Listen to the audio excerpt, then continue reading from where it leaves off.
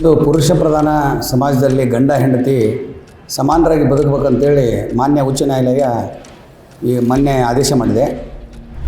ನ್ಯಾಯಾಲಯ ಕೊಟ್ಟಿರುವಂಥ ತೀರ್ಪು ಸರಿ ಇದೆ. ಮತ್ತು ತಂದೆ ತಾಯಿಯನ್ನು ಕೂಡ ನೋಡ್ಕೊಳ್ಳೋವಂಥ ವಿಷಯದಲ್ಲಿ ಹೆಂಡತಿನೂ ಸಮಾನ ಹಕ್ಕು, ನಾವು ಕೂಡ ಸಮಾನ ಹಕ್ಕುದಾರರು. ಹೆಣ್ಮಕ್ಳಿಗೆ ಎಲ್ಲಿ ಹೋಗ್ಬೇಕಂದ್ರೂ ಗಂಡನ ಪರ್ಮಿಷನ್ ಬೇಕು, ಇದೆಲ್ಲ ಮತ್ತು ಗಂಡನ ಮನೆ ಪರ್ಮಿಷನ್ ಬೇಕು ಅನ್ನೋದು ಅದೆಲ್ಲ ಅವಶ್ಯಕತೆ ಇಲ್ಲ. ನನ್ನ ಪ್ರಕಾರ ನನಗೆ ಅವಶ್ಯಕತೆ ಇಲ್ಲ ಅನ್ಸತ್ತೆ. ಮನೆ ಕೆಲಸಕ್ಕೆ ಸೀಮಿತ ಇರಬಾರ್ದು ಅಂತಲೇ ನನ್ನ ಅತ್ತೆ ಮತ್ತು ನನ್ನ ಗಂಡ ಸೇರ್ಕೊಂಡು ನಂಗೆ ಎಲೆಕ್ಷನ್ಗೆ ತೊಗೊಂಡು ಹೋದರು. ಮಾನ್ಯ ನ್ಯಾಯಾಲಯ ಕೊಟ್ಟಿರುವಂಥ ತೀರ್ಪು ಗಂಡ ಹೆಂಡತಿ ಇಬ್ಬರು ಮನೆ ಕೆಲಸದಲ್ಲಿ ಸಮಾನವಾಗಿ ಹಂಚಿಕೊಂಡು ಮಾಡೋದರಿಂದ ಮನೆಯಲ್ಲಿ ಶಾಂತಿ, ಸುಖ, ನೆಮ್ಮದಿ ವಾಸವಾಗುತ್ತದೆ ಮತ್ತು ಸುಖ ಸಂಸಾರ ಇರುತ್ತದೆ. ಕೊಟ್ಟಿರುವಂಥ ತೀರ್ಪು ಒಳ್ಳೆಯದು. ಮತ್ತು ಹೆಂಡತಿ ಗಂಡನ ಪರ್ಮಿಷನ್ ತೊಗೊಂಡು ಹೋಗಲೇಬೇಕು ಅನ್ನೋದೇನು ಮೊದಲಿತ್ತಲ್ಲ, ಅದಕ್ಕೆ ಪರ್ಮಿಷನ್ ಅನ್ನೋಂಥ ಮೊದಲಿತ್ತು. ಬಟ್ 21ನೇ ಶತಮಾನದಲ್ಲಿ ಗಂಡ ಹೆಂಡತಿ ಇಬ್ಬರು, ಹೆಣ್ಣು ಗಂಡು ಎಲ್ಲ ಸಮಾನ ಹಕ್ಕನ್ನು ಹೊಂದಿರ್ತಾರೆ. ಸೊ ತಿಳಿಸಿ ಹೋಗೋದು ಒಳ್ಳೆಯದು. ಕೆಲವೊಂದು ಕಡೆ ಇರ್ಬೋದು ಹೇಳಿ ಹೋಗ್ಬೇಕು, ಪರ್ಮಿಷನ್ ತೊಗೊಂಡು ಹೋಗ್ಬೇಕು ಅಂಥೇಳಿ. ಬಟ್ ಆ ಥರ ಏನು ಇರಬಾರ್ದು. ತಿಳಿಸಿ ಹೋಗುವಂಥದ್ದು ಒಳ್ಳೆಯದು. ಯಾಕಂದರೆ ನಾವು ಕೂಡ ಮನೆಯಿಂದ ಹೊರಗಡೆ ಕೆಲಸ ಹೋಗುವಾಗ ಹೆಂಡತಿಗೆ ತಿಳಿಸೇ ಹೋಗಿರ್ತೀವಿ, ಫ್ಯಾಮ್ಲಿಗೆ ತಿಳಿಸೇ ಹೋಗಿರ್ತೀವಿ. ಅದೇ ಥರ ಅವರು ತವ್ರ ಮನೆಗೆ ಹೋಗುವಾಗ ಫ್ಯಾಮ್ಲಿಯಲ್ಲಿ ಒಂದು ಮಾತು ತಿಳಿಸಿ ಹೋಗೋದು ಸೂಕ್ತ. ಮತ್ತು ಇದರಲ್ಲಿ ಯಾವುದೇ ಥರದ್ದು ಕಂಡೀಷನ್ಸ್ ಇರಬಾರ್ದು. ನ್ಯಾಯಾಲಯ ಕೊಟ್ಟಿರೋಂಥ ತೀರ್ಪು ಸರಿ ಇದೆ. ಮತ್ತು ತಂದೆ ತಾಯಿಯನ್ನು ಕೂಡ ನೋಡ್ಕೊಳ್ಳೋವಂಥ ವಿಷಯದಲ್ಲಿ ಹೆಂಡತಿನೂ ಸಮಾನ ಹಕ್ಕು, ನಾವು ಕೂಡ ಸಮಾನ ಹಕ್ಕುದಾರರು. ನಮ್ಮ ತಂದೆ ತಾಯಿಗೆ ಯಾವ ಥರ ನೋಡ್ಕೋಬೇಕಂತ ಹೇಳಿದ್ರೆ ಒಂದು ಹೂವಿನ ಥರ ನೋಡ್ಕೋಬೇಕು. ಅವರು ಕೂಡ ನಮಗೆ ಬಾಲ್ಯದಲ್ಲಿ ಹೂ ಥರ ನೋಡ್ಕೊಂಡಿರ್ತಾರೆ. ನಾವು ಕೂಡ ಅವ್ರದ್ದು ಅಷ್ಟೇ ಪ್ರೀತಿಯಿಂದ, ಅಷ್ಟೇ ಎಲ್ಲ ಸವಲತ್ತಿಂದ ಅವ್ರು ನೋಡ್ಕೋಬೇಕು. ಇದರಲ್ಲಿ ಯಾವುದೇ ಥರದ ಲಿಂಗಭೇದ ಇರಬಾರ್ದು. ಹೆಂಡತಿ ಆದವಳು ತಂದೆ ತಾಯಿ ಅಥವಾ ಗಂಡ ಆದವನು ತಂದೆ ತಾಯಿಗೆ ಅಷ್ಟೇ ಪ್ರೀತಿಯಿಂದ ನೋಡ್ಕೋಬೇಕು. 100% ಶುದ್ಧ ಶ್ರೀಗಂಧ ಎಣ್ಣೆಯಿಂದ ತಯಾರಾಗಿದೆ. ಅಸಲಿ ಉತ್ತಮಿಕೆಯನ್ನು ಹೊಂದಿದೆ. ಮೈಸೂರು ಸ್ಯಾಂಡಲ್ ಸೋಪ್, ನನ್ನ ರಾಯಲ್ ಬ್ಯೂಟಿ ರಿಚುವಲ್. ಒಂದು ಪುರುಷ ಪ್ರಧಾನ ಸಮಾಜದಲ್ಲಿ ಗಂಡ ಹೆಂಡತಿ ಸಮಾನರಾಗಿ ಬದುಕಬೇಕಂತೇಳಿ ಮಾನ್ಯ ಉಚ್ಚ ನ್ಯಾಯಾಲಯ ಈ ಮೊನ್ನೆ ಆದೇಶ ಮಾಡಿದೆ. ಗಂಡ ಹೆಂಡತಿ ಅಂದರೆ ಪುರುಷ ಪ್ರಧಾನ ಸಮಾಜದಲ್ಲಿ ಹೆಂಡತಿಯೊಬ್ಬಳೇ ಮನೆಯಲ್ಲಿ ಕೆಲಸ ಮಾಡೋದು, ಹೆಂಡತಿಯೊಬ್ಬಳೇ ಮನೆಯ ಕೆಲಸಗಳ ಜವಾಬ್ದಾರಿ ಇರ್ತದೆ, ಗಂಡನಿಗೆ ಸಂಬಂಧ ಇಲ್ಲ ಅನ್ನೋ ರೀತಿ ಇರ್ತಿತ್ತು. ಆದರೆ ಉಚ್ಚ ನ್ಯಾಯಾಲಯ ಇಬ್ಬರೂ ಸಮಾನವಾಗಿ ಕೆಲಸ ಮಾಡಬೇಕು, ಇಬ್ಬರೂ ಸಮಾನವಾಗಿ ಇರಬೇಕು, ಇಲ್ಲಿ ತಾರತಮ್ಯ ಇರಬಾರ್ದು ಅನ್ನೋಂಥ ಆದೇಶವನ್ನು ಮೊನ್ನೆ ಪ್ರಕಟಿಸಿದೆ. ಅದೇ ರೀತಿಯಾಗಿ ವೃದ್ಧ ತಂದೆ ತಾಯಿಗಳನ್ನು ಕೂಡ ಮಗ ಮತ್ತು ಮಗಳಾದವರು ಏನು ಪಿತ್ರಾರ್ಜಿತ ಆಸ್ತಿಯಲ್ಲಿ ನಮಗೆ ಜನ್ಮಿಸಿದ ಹಕ್ಕು ಅಂತೇಳಿ ಆಸ್ತಿಗಾಗಿ ತಮ್ಮ ಹಕ್ಕನ್ನೇನು ಪ್ರತಿಪಾದಿಸ್ತಾರೆ, ಅವರು ಕೂಡ ತಂದೆ ತಾಯಿಗಳನ್ನು ನಿರ್ಲಕ್ಷ್ಯ ಮಾಡಬಾರ್ದು, ಅವ್ರನ್ನ ಜೋಪಾನವಾಗಿ ಕಾಪಾಡಬೇಕು, ನೋಡಬೇಕು ಅಂತೇಳಿ ಉಚ್ಚ ನ್ಯಾಯಾಲಯ ಆದೇಶ ಮಾಡಿದೆ. ಮತ್ತು ಈ ಹೆಂಡತಿ ಆದವಳು ತವರು ಮನೆಗೆ ಅವರ ತಂದೆ ತಾಯಿ ಇರ್ಬೋದು, ಅಣ್ಣ ತಮ್ಮಂದಿರ್ಬೋದು, ಅಕ್ಕ ತಂಗಿಯರಿರ್ಬೋದು, ಅವರನ್ನು ಭೇಟಿಯಾಗಲು ಗಂಡನ ಪರ್ಮಿಷನ್ ಕಂಪಲ್ಸರಿ ಇತ್ತು ಮೊದಲು.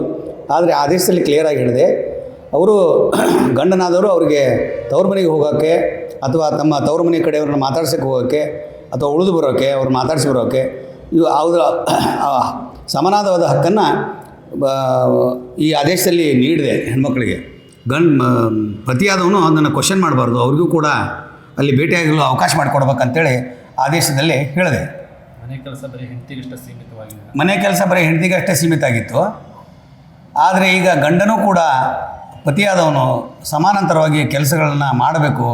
ಯಾಕಂದರೆ ಅವಳೊಬ್ಬಳೇ ಕೆಲಸ ಮಾಡೋದಲ್ಲ, ಎಲ್ಲರೂ ಸೇರಿ ಮಾಡಿದಾಗ ಆ ಕುಟುಂಬ ಸರಿಯಾಗಿ ನಡೀತದೆ ಅಂತ ಹೇಳಿ ಆದೇಶವನ್ನು ಮಾಡಿದೆ ಉಚ್ಚ ನ್ಯಾಯಾಲಯ. ಈ ಮೊನ್ನೆ ಒಂದು ಕೋರ್ಟ್ ಆದೇಶ ಆಯಿತು, ಅದ್ರ ಬಗ್ಗೆ ಕೇಳಲಿಕ್ಕೆ ಬಂದಿದ್ದು ನಂಗೆ ತುಂಬ ಸಂತೋಷದ ವಿಷಯ. ಯಾಕಂದರೆ ನನ್ನ ಗಂಡನ ಬಗ್ಗೆ ನಂಗೆ ಒಂದು ಥ್ಯಾಂಕ್ಸ್ ಹೇಳಲಿಕ್ಕೆ ಒಂದು ಸುವರ್ಣ ಅವಕಾಶ ಮಾಡಿಕೊಟ್ಟಿದ್ದೀರ ನೀವು. ಯಾಕಂದರೆ ಈಗ ಕೋರ್ಟ್ ಆದೇಶ ಏನು ಮಾಡಿದೆ, ನಮಗೆ ಹೆಣ್ಮಕ್ಳಿಗೆ ಎಲ್ಲಿ ಹೋಗ್ಬೇಕಂದ್ರೂ ಗಂಡನ ಪರ್ಮಿಷನ್ ಬೇಕು, ಇದೆಲ್ಲ ಮತ್ತು ಗಂಡನ ಮನೆ ಪರ್ಮಿಷನ್ ಬೇಕು ಅನ್ನೋದು ಅದೆಲ್ಲ ಅವಶ್ಯಕತೆ ಇಲ್ಲ. ನನ್ನ ಪ್ರಕಾರ ನನಗೆ ಅವಶ್ಯಕತೆ ಇಲ್ಲ ಅನಿಸುತ್ತೆ. ಮತ್ತು ಆ ಥರ ಸಿಚುವೇಶನ್ ನಾನು ಅನುಭವಿಸಿಲ್ಲ ಯಾವಾಗೂ ಕೂಡ. ನನಗೆ ಯಾವುದೇ ತೀರ ರೆಸ್ಟ್ರಿಕ್ಷನ್ಸ್ ಇಲ್ಲ ಮನೆಯಲ್ಲಿ. ಯಾಕಂದರೆ ನಾನು ಫಸ್ಟ್ ಮೊದಲನೇ ಸಲ ನಾನು ಎಲೆಕ್ಷನ್ ಈಗ ಫೇಸ್ ಮಾಡಬೇಕಂದ್ರೂ, ಎಲೆಕ್ಷನ್ ನಿಲ್ಲಬೇಕಂದ್ರೆ ಫಸ್ಟ್ ಆಫ್ ಆಲ್ ನನ್ನ ಗಂಡನ ಸಪೋರ್ಟು, ನನ್ನ ಅತ್ತೆ ಸಪೋರ್ಟ್ ಮೇನಾಗಿ, ನನ್ನ ಅತ್ತೆನೇ ಎಲೆಕ್ಷನ್ ಮಾಡು ಅಂದಾಗ ನಾನು ಎಲೆಕ್ಷನ್ ಮಾಡಿ ಮೊದಲನೇ ಅಟೆಂಪ್ಟಲ್ಲೇ ಗೆದ್ದು ಮತ್ತು ನಾನು ಅಧ್ಯಕ್ಷ ಆಗಲಿಕ್ಕೂ ನನ್ನ ಗಂಡ ಅಷ್ಟೇ ಸಪೋರ್ಟಿವ್ ಆಗಿ ನಿಂತಿದ್ದರು. ಮತ್ತು ತವ್ರ ಮನೆಗೆ ಹೋಗೋದು ಪರ್ಮಿಷನ್ ಬೇಕನ್ನೋದು ನಾನು ಅದನ್ನು ನನಗೆ ಹೆಣ್ಮಕ್ಳಿಗೆ ಯಾರ್ದು ಪರ್ಮಿಷನ್ ಅವಶ್ಯಕತೆನೇ ಇಲ್ಲ. ಯಾಕಂದ್ರೆ ತಂದೆ ತಾಯಿ ನಮ್ಗೆ ಹುಟ್ಟಿಸಿ ಬೆಳೆಸಿ ಸಾಕಿರ್ತಾರೆ ಅಂದಮೇಲೆ ನಾವು ಯಾವಾಗ ಬೇಕಾದರೂ ಹೋಗ್ಬಿಟ್ಟು ತಂದೆ ತಾಯಿನ ನೋಡ್ಬೋದು. ಯಾಕೆ ಗಂಡು ಮಕ್ಕಳೆಲ್ಲ ಈಗ ಅವ್ರ ತಂದೆ ತಾಯಿ ಜೊತೆನೇ ಜೀವನ ಮಾಡ್ತಾ ಇದ್ದಾರೆ. ನಾವು 1 ತಿಂಗ್ಳಕ್ಕೊಂದ್ಸಲ 2 ತಿಂಗ್ಳಕ್ಕೊಂದ್ಸಲ ಹೋಗಿ ಬರೋದ್ರಲ್ಲಿ ತಪ್ಪೇನಿಲ್ಲ. ಎಲ್ಲ ಹೆಣ್ಮಕ್ಳು ಅವ್ರ ತಂದೆ ತಾಯಿನ ನೋಡಲೇಬೇಕು. ಹೆಣ್ಮಕ್ಳು ಅಂತಲ್ಲ, ಗಂಡು ಮಕ್ಕಳು ಕೂಡ ನೋಡಬೇಕು. ಈ ಕೆಲವೊಂದು ಸಲ ಏನಾಗತ್ತಂದರೆ, ಈಗ ನಮ್ಮ ತಂದೆ ತಾಯಿಗೆ ಗಂಡು ಮಕ್ಕಳೇ ಇಲ್ಲ. ನಾವು 3 ಜನ ಅಕ್ಕ ತಂಗಿಯಂದರು, ಅದ್ರಲ್ಲಿ ನಾನು ಚಿಕ್ಕವಳು. ಈಗ ನಮ್ಮ ಅಕ್ಕಂದ್ರಿಗೆಲ್ಲ ಸ್ವಲ್ಪ ಬೇಗ ಹೋಗ್ಲಿಕ್ಕೆ ಆಗಲ್ಲ. ಈಗ ನನಗೊಂದು ಸ್ವಲ್ಪ ಬರ್ಲಿಕ್ಕೆಲ್ಲ ಈಸಿ ಆಗುತ್ತೆ. ಮತ್ತು ನನ್ನ ಗಂಡ ಯಾವತ್ತೂ ನಂಗೆ ಹೋಗಬೇಡ ನೋಡಬೇಡ ತಂದೆ ತಾಯಿನ ಅಂತ ಹೇಳಿದ್ದಾರೆ. ಹಾಗಾಗಿ ನಾನು ಯಾವಾಗ ಬೇಕು ಅವಾಗ ಹೋಗ್ತೀನಿ ಬರ್ತೀನಿ, ಇಲ್ಲ ಅವ್ರನ್ನ ಕರ್ಸ್ಕೊಳ್ತೀನಿ. ಈಗ ಒಂದು 6-7 ತಿಂಗಳದ ಮುಂಚೆ ನನ್ನ ತಂದೆ ತುಂಬ ಹುಷಾರಿರಲಿಲ್ಲ. ಆವಾಗ ಸೆಕ್ಯೂರ್ ಹಾಸ್ಪಿಟ್ಲಲ್ಲಿ ಅಡ್ಮಿಟ್ ಮಾಡ್ಕೊಂಡವ್ರು ನಾವು ಒಂದು 4-5 ಆಪ್ರೇಷನ್ಸ್ ಆಯಿತು. ಹಾರ್ಟ್ ಆಪ್ರೇಷನ್ ಆಯಿತು, ಪಿಸ್ತೂಲ್ ಆಪ್ರೇಷನ್ ಆಯಿತು, ಆಮೇಲೆ ಪಿತ್ತಕೋಶದ ಆಪ್ರೇಷನ್ ಆಯಿತು. ಸೊ ಅವಾಗೆಲ್ಲ ಒಂದು 3-4 ಲಕ್ಷ ರೂಪಾಯಿ ಖರ್ಚಾಯಿತು. ಎಲ್ಲ ಖರ್ಚು ನನ್ನ ಗಂಡನೇ ಮಾಡಿದ್ದಾನೆ. ಯಾಕಂದ್ರೆ ನಾನೆಲ್ಲೂ ದುಡಿಲಿಕ್ಕೆ ಹೋಗಲ್ಲ. ನನ್ನ ಇಂಡಸ್ಟ್ರಿ ನನ್ನ ಹೆಸರಲ್ಲಿದೆ, ನಡೆಸೋದು ಅವರೇನೆ. ಅಷ್ಟು ದುಡ್ಡು ಒಂದು ಅಳಿಯ ಆದವನು ಖರ್ಚು ಮಾಡಿ ನೋಡ್ತಾನೆ ಅಂದರೆ ಮತ್ತು ಮಗಳಿಗೆ ನೋಡ್ಲಿಕ್ಕೆ ಕೊಡಲ್ವಾ? ಖಂಡಿತವಾಗಿಯೂ ಕೊಡ್ತಾನೆ. ಅದೇ ರೀತಿ ಪ್ರತಿಯೊಬ್ಬರೂ ಅದೇ ರೀತಿ ನಡ್ಸ್ಕೊಂಡು ಹೋಗ್ಬೇಕು ಅನ್ನೋದು ನಂದು ಆಸೆ ಕೂಡ.